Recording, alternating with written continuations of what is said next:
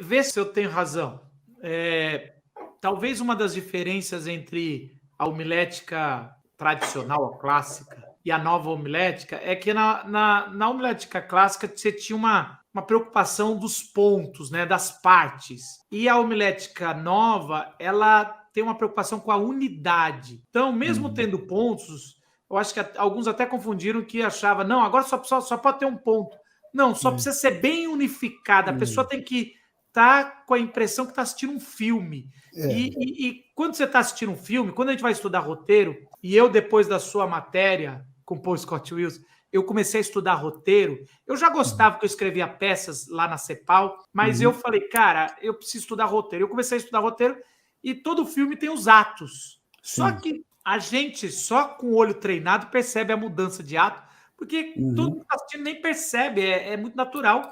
E deveria mais ou menos ser assim nos pontos, se é que vai ter um ponto, uma É. mudança muito mais unificada, né?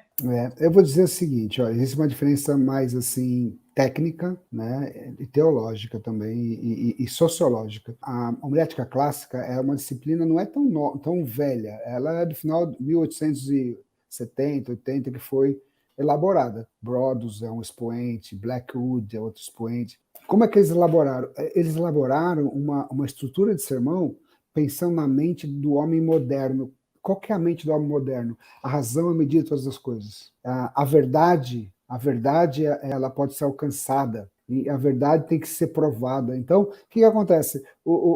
Na modernidade, você tem a verdade e você prova a verdade. E é assim que são feitas as teses. O tema é uma verdade que eu quero provar. O tema de um livro é a verdade que você quer provar. Né? E o sermão ele era estruturado assim: a verdade, Deus é amor. Eu preciso provar essa verdade porque existe um conflito entre fé e razão na modernidade. Então eu tenho que provar que Deus é amor. Então eu vou usar os 3 pontos: Deus é amor. E por quê? Porque ele enviou seu filho para morrer no meu lugar. Deus é amor porque a morte de Jesus perdoa os meus pecados. Deus é amor porque quando eu recebo Jesus eu tenho a vida eterna. Eu estou dando argumentos para provar a verdade. Então, na era moderna, você joga a verdade e você defende a verdade. E isso tem a ver um pouco com uma certa autoridade, autoritarismo. Essa é a verdade, você está impondo a verdade, você vai, no bom sentido, e você vai provar a verdade. Não que não seja verdade, claro que é. Esse é um movimento que a gente chama de movimento dedutivo. O que aconteceu com a pós-modernidade? As instituições foram perdendo a força, houve uma reação contra todo tipo de autoridade, houve uma reação contra essa mente moderna e as pessoas começaram a ter uma cosmovisão diferente. Aí você tem relativismo, você tem pluralismo, você tem esse papo assim, mas por que você tem a verdade? Tem muitas verdades e nós não estamos negociando a palavra de Deus como verdade, mas nós temos que entender essa mente do ser humano contemporâneo, que quando você força uma verdade, já cria uma barreira. Então, a nova homilética faz um caminho diferente. Em vez de apresentar a verdade no começo, querer provar a verdade através dos pontos e argumentos, ela convida você para uma jornada na qual você vai mergulhar numa história bíblica, você vai contar a história de maneira narrativa e o ouvinte vai se identificar com aquilo que ele está ouvindo e ele vai chegar à conclusão que você já preparou da verdade, que Deus é amor. Então, em vez de você começar Deus é amor e olha, ele deu amor porque ele fez isso, 1, 2, 3, você vai começar com uma história, olha, Deus, Jesus é o Filho de Deus que veio no mundo. Né? Ele veio, ele habitou entre nós, e ele morreu. Você vai fazer um caminho narrativo para chegar à conclusão de que, olha, Deus é amor. Você está entendendo?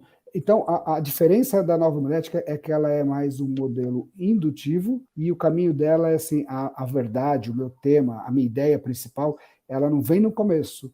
Eu vou criar todo um contexto para que as pessoas se identifiquem e elas recebam a verdade, ou elas cheguem a essa conclusão da verdade do meio, no final do sermão. Essa é mais ou menos a diferença técnica do sermão. E tem a ver com o que você falou. Não é que é um ponto só, é uma história. Você envolve a pessoa e o Paul Wilson fala muito isso, né? Que antigamente, na era moderna, na cabeça moderna, você escrevia um sermão, ele era quase igual a um livro. Você pega um sumário, uma estrutura homilética do modelo clássico, inclusive do Grey Danos, que é fantástico, mas é um livro. Dá para fazer um livro com o sumário, com o esboço homilético dele, né? E o Paul Scott Wilson fala assim, não, vamos escrever um sermão para ser visto, como se fosse um filme, um script de um filme, por isso as páginas. A diferença da tese, né, e do filme, né, e do roteiro. Sim. Isso é tão verdade porque os missiólogos, nas últimas décadas, tem proposto para a decadência do cristianismo uma nova narrativa de toda a Bíblia, né? Então, era o Les Newbegin, vai falar sobre uma nova narrativa da revelação, o Gorin vai falar sobre o drama das Escrituras, como a gente apresenta a Bíblia toda, não mais em partes, mas num todo. Quero só comentar um negócio, assim, por exemplo, quando você pega uma história bíblica, uma narrativa bíblica, seja qual for, pega do Bartimeu, e você coloca essa estrutura narrativa dentro de uma estrutura dedutiva de tema, ponto 1, ponto 2, ponto 3, o que você faz? Você arrebenta o poder do texto, que é a história. Porque você vai pegar trechinho, vou provar que, ainda mais se for um sermão antropocêntrico, né? Para ser transformado, você precisa, gritar por socorro, que nem Bartimeu, aí você vai lá, você precisa lançar a sua capa e ir ao encontro de Jesus, e você precisa, sei lá, você pode criar... Persistir. Você pode transformar descrição em prescrição e criar 200 pontos. O que você faz? Você quebra a história. A história... A mãe da gente, quando era criança, não contava a história assim. Primeiro, por causa disso, a Chapeuzinho Vermelho foi ver a vovozinha. Ela não vai explicar, ela vai contar a história da maneira que a história acontece. Só que a gente conta do meio que acontece, a gente, como pregador, a gente é o narrador da história. E a gente vai acrescentando no contar a história as verdades que a gente quer. A gente quer intencionalmente direcionar essa história para um caminho.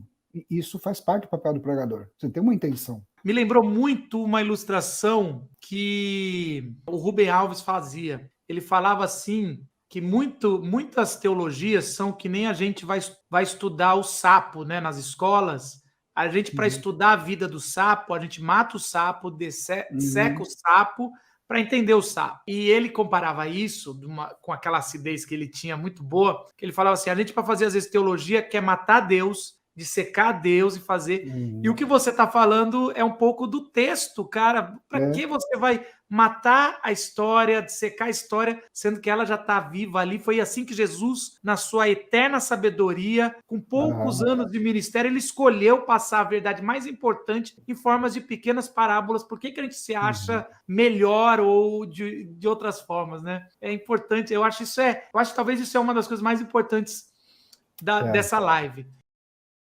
Ei, você que está assistindo o Corte Entendendo a Bíblia, um programa onde a gente chama gente com grande conhecimento bíblico que vai ajudar você a ler e a entender a sua fé em Jesus Cristo de maneira clara e com autoridade. Se você quiser assistir esse episódio completo, é só clicar aí na tela do vídeo que a gente já disponibilizou o episódio todo para você. Tá incrível, nos vemos lá. Tchau!